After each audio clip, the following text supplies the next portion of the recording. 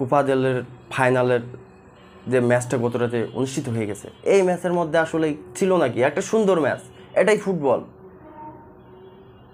Barca প্রথমে গোল করলো,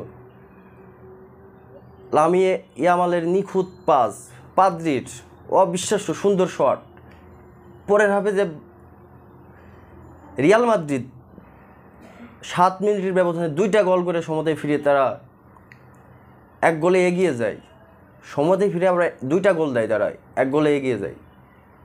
Barcelona comeback, আবার 2-2 গোল সমতা। এইখানে আসলেই এটাই ফুটবল মূলত। যারা গতকাল ম্যাচ যারা খেলা দেখেন না, একটা সুন্দর ফুটবল খেলা ম্যাচটা মিস করেছেন। যেরকম আর্জেন্টিনা এবং ফ্রান্সের ম্যাচটার কথা মনে আছে, 120 মিনিটের খেলা হয়েছিল, সেম খেলাটাই। তো ওই খেলাটা পেনাল্টিতে যেহেতু সমাধান হয়েছিল, তো এই খেলাটা গতকালকে রাফিনার ওই পেনাল্টিটা যদি দিত তাহলে এই ম্যাচটা ঘিরে অনেক কথা হইতো। আমি এটা 100% আমি ব্যক্তিগতভাবে বিশ্বাস করি। তো এইখানে 16 মিনিটে যে কুন্দের যে গোলটা দিয়েছে, অসাধারণ গোল, অবিশ্বাস্য। তো এই ম্যাচটার জয় আসলে বার্সেলোনারই প্রাপ্য ছিল।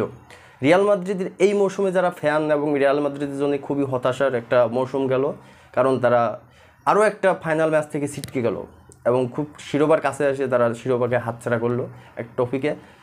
তো আমি ব্যক্তিগতভাবে মনে করি লামিয়ে ইয়ামালের কথা যদি বলতে হয়, তরুণ, মাত্র 17 বছর বয়স, নিখুঁত পাস, অসাধারণ একটা প্লেয়ার।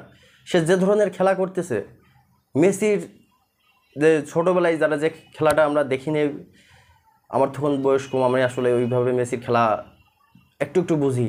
সেই খেলাটাই পুনরাবৃত্তি মনে লামিয়ে ইয়ামালের পায়ে আমরা দেখছি, নিখুঁত বাম পায়ের যে শটগুলো এবং তার যে সুন্দর পাস। তো লামিয়ে ইয়ামাল সংবাদ সম্মেলনে একটা কথা বলেছিল যে রিয়াল মাদ্রিদ যদি আমাদের 1টা গোল দেয়, 2টা গোল দেয়, 3টা গোল দেয়, তবু রিয়াল মাদ্রিদের এবং আমাদের সাথে পারবে না, কারণ শেষ পর্যন্ত আমরাই হাসবো। তো শেষ পর্যন্ত বার্সেলোনায় চ্যাম্পিয়ন্স হইল কোপা দেলের অনুষ্ঠানে, মে ম্যাচে।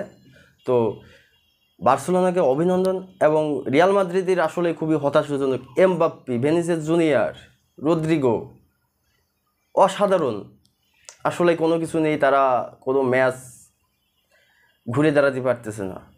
তো রিয়াল মাদ্রিদ আবারও বার্সার কাছে এই পরাজয় আসলে রিয়াল মাদ্রিদের ফ্যান যারা আছে খুবই দুঃখজনক, হতাশাজনক। তো রিয়াল মাদ্রিদ পরের মৌসুমে ভালো করবে, এটাই আশা সবার কাছে।